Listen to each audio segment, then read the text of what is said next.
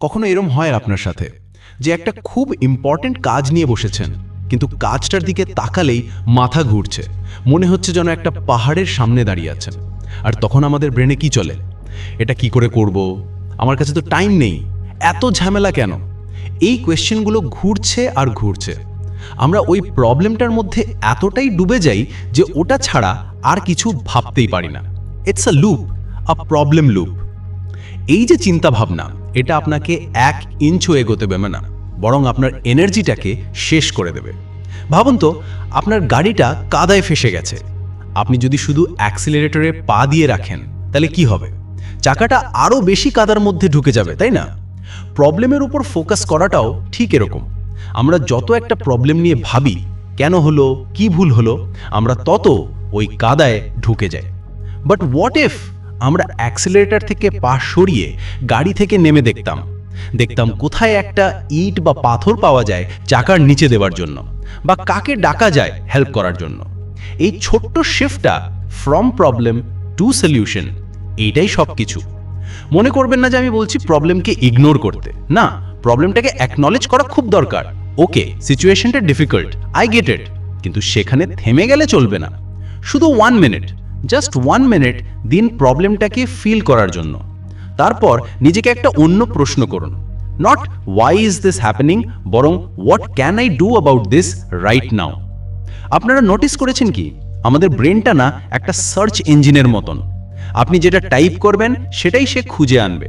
যদি আপনি টাইপ করেন আমার লাইফে এত প্রবলেমস কেন, আপনার ব্রেন আপনাকে 1000টা কারণ দেখাবে। পাস্ট মিস্টেক্স, অন্যের দোষ, ভাগ্য সব লিস্ট করে দেবে। কিন্তু যদি আপনি সার্চ করেন how can I make this situation 5% better, তখন ব্রেনের ফোকাসটা চেঞ্জ হয়ে যাবে। সে তখন রাস্তা খুঁজতে শুরু করবে, ছোট্ট ছোট্ট রাস্তা। আর এখানে একটা খুব পাওয়ারফুল কনসেপ্ট কাজ করে। আপনারা হয়তো শুনে থাকবেন প্যারেটো প্রিন্সিপাল বা দ্য 80-20 রুল। এই প্রিন্সিপালটা বলছে আমাদের 80% রেজাল্ট আসে আমাদের 20% এফর্ট থেকে। ভাবতে পারছেন, আমাদের কাজের বেশিরভাগই কিন্তু উত্তরটা ইম্পর্টেন্ট নয়, কিন্তু কিছু ক্রুশাল 20% কাজ আছে যেগুলো করলেই 80% কাজ হয়ে যায়। তো যখন একটা বড় প্রবলেম আপনার সামনে ওই পাহাড়ের মতন, তখন খুঁজে বের করুন ওই 20%টা কি। কোন ছোট্ট কাজটা করলে সবচেয়ে বেশি ইম্প্যাক্ট পড়বে? পুরো ঘর পরিষ্কার করতে হবে ভেবে মাথা ঘুরছে?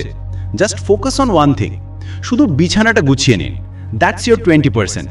দেখবেন ওই একটা কাজ করার পরেই বাকি কাজ করার জন্য একটা মোমেন্টাম পেয়ে গেছেন। অফিসে একটা হিউজ প্রজেক্টের ডেডলাইনের প্রেশার, সব কিছু একসাথে ভাববেন না। Ask yourself, what is the number 1 most important task that I can finish today.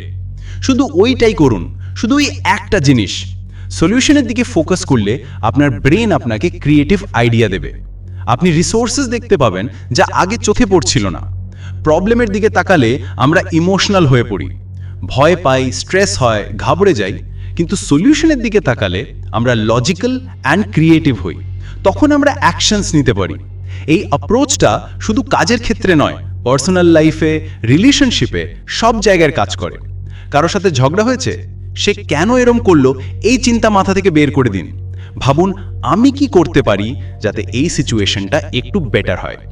হয়তো একটা সিম্পল সরি বললে বা শুধু কথা বলার ইনিশিয়েটিভ নিলেই 80% প্রবলেম সলভ হয়ে যাবে।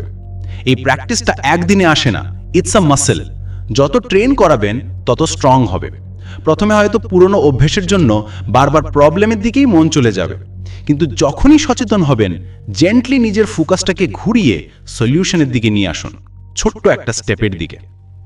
শেষ করার আগে একটা কথা বলি, প্রবলেমস আসবেই, লাইফে চ্যালেঞ্জেস থাকবে, কিন্তু আমরা ওই প্রবলেমসগুলোতে আটকে থাকবো নাকি ওইগুলোকে সিঁড়ি হিসেবে ইউজ করে উপরে উঠব, সেটা আমাদের চয়েস। আমরা আমাদের প্রবলেমের থেকে অনেক বেশি পাওয়ারফুল। চলেন আজকে থেকে যে কোনো সিচুয়েশনে শুধু একটা ছোট্ট স্টেপ নিই সলিউশনের দিকে।